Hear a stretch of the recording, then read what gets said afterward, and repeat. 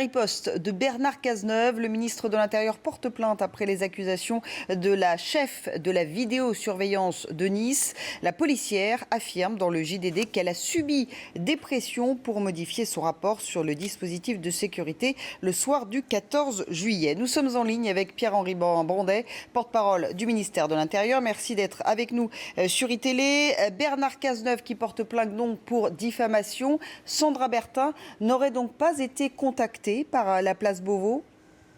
Non, et le ministre de l'Intérieur a porté plainte pour diffamation contre cette personne parce que ce sont des accusations mensongères qui interviennent au terme de polémiques stériles, indignes, qui durent depuis 10 jours.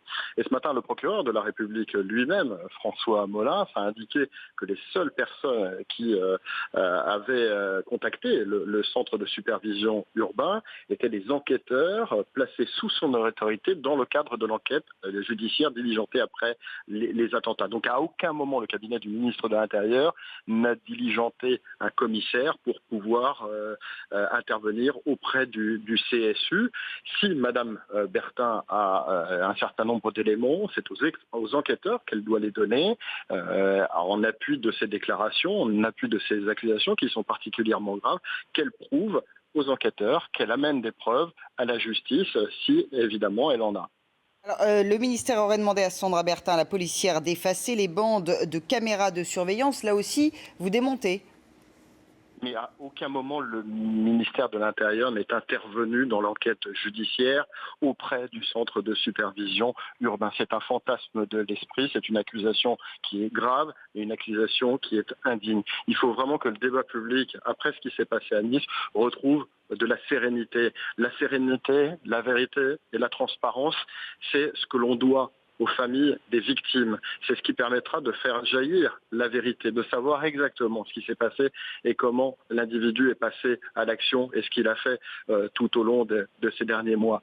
Donc vérité, transparence avec la plus grande rigueur intellectuelle et la plus grande honnêteté. Il faut que le débat public retrouve de la sérénité, c'est indispensable. Il y en a assez de ces polémiques infondées qui sont des polémiques ignobles et nauséabondes.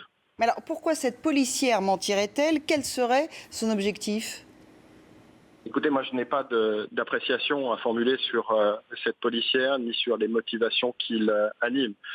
Nous nous exprimons sur ce que nous avons fait. Nous savons très bien au ministère de l'Intérieur ce que nous avons fait et ce que nous n'avons pas fait. Maintenant, si cette fonctionnaire de la ville de Nice a des éléments à donner aux enquêteurs et à la justice, qu'elle le fasse. D'ailleurs, elle y est obligée avec l'article 40 du Code pénal qui oblige tout fonctionnaire, lorsqu'il est témoin d'un délit, à en faire état au procureur de la République immédiatement.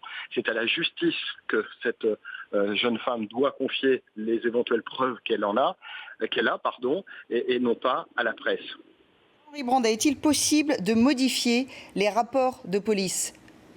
D'envoyer un PDF modifiable? Non. Arrêtons ces fantasmes-là. Vous imaginez bien que le ministère de l'Intérieur n'intervient ni de près ni de loin dans les procédures judiciaires. Les enquêtes judiciaires, elles sont diligentées par le procureur de la République en toute indépendance, en toute clarté. Il y a une vraie séparation des pouvoirs et c'est ce que nous respectons à chaque jour et à chaque heure du jour et de la nuit. Donc le ministère de l'Intérieur n'intervient ni de près ni de loin dans aucune enquête judiciaire. C'est pour ça que ces accusations sont graves.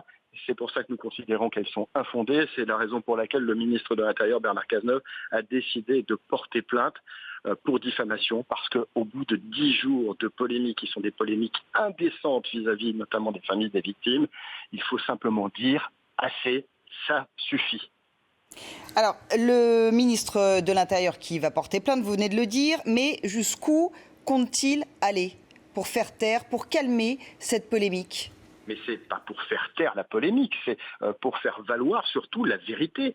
Il faut que la vérité jaillisse et que lorsqu'il y a des accusations aussi nauséabondes que mensongères, eh bien cela ne reste pas impuni. Donc, si Madame Bertin a un certain nombre d'informations à communiquer, qu'elle ne le fasse pas par voie de presse, mais surtout qu'elle saisisse le procureur de la République, qu'elle soit auditionnée par les services enquêteurs qui, en toute indépendance, feront la lumière sur ces faits. Mais on ne le fait pas par voie de presse, et lorsqu'on porte des accusations graves, eh bien, on produit des éléments qui viennent étayer les accusations. Nous considérons que ces accusations sont des accusations mensongères et diffamatoires, et qu'à un moment, il faut dire stop, ça suffit, il y en a assez.